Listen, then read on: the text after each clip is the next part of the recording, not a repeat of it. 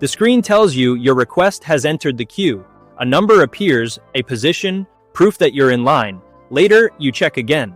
Nothing has changed. That's the paradox. Once you're in the queue, movement stops being the point. At first, it feels reassuring. Queues suggest fairness, structure, and order that protects you from being forgotten. When something enters one, it feels held, managed. You let go of it because that's what queues are for, so you stop watching. Think about a customer support request that can't be solved automatically.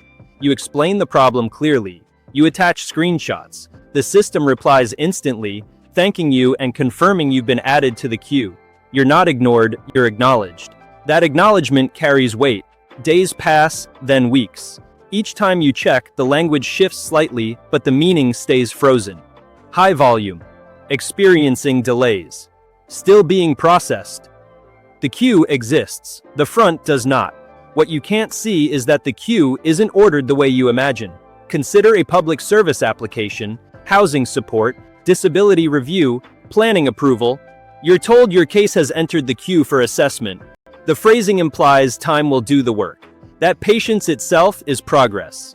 But the queue isn't a line, it's a holding space, a place where requests can sit without demanding attention. New cases arrive constantly. Older ones don't advance, they just age. The queue looks neutral because it's described as temporary. But there's no internal pressure for it to resolve. Items don't move because time passes. They move when priority shifts, visibility changes, or something interrupts the flow. Without that, remaining in the queue is the default state. You see the same thing at work. An approval request, a budget sign-off, an exception that needs senior review. You're told it's in the queue. You wait because waiting feels professional. Each follow-up risks sounding impatient, so you trust the structure. Months later, the context has changed. The project moved on. The budget closed. The person who could have approved it left. The request wasn't rejected.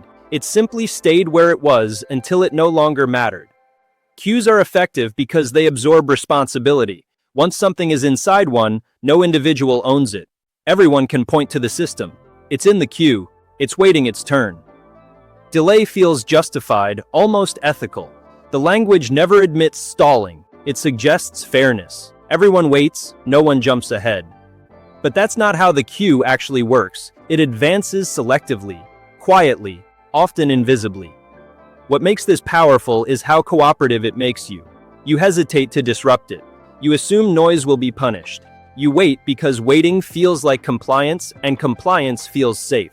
Over time, the queue becomes a place where requests go to rest. Not denied, not approved, just present, without consequence. By the time you realize nothing is coming, the request hasn't failed, it hasn't been closed, it's still there, which makes it harder to accept that it's already finished. You start doubting your own perception. Maybe this is normal. Maybe it really does take this long. Maybe something is happening beyond your view. But the queue was never designed to move you forward. It was designed to hold you. The final paradox is this: the people most likely to stay stuck are the ones who trust queues the most. Your willingness to wait your turn isn't patience. It's the signal that the system can leave you exactly where you are.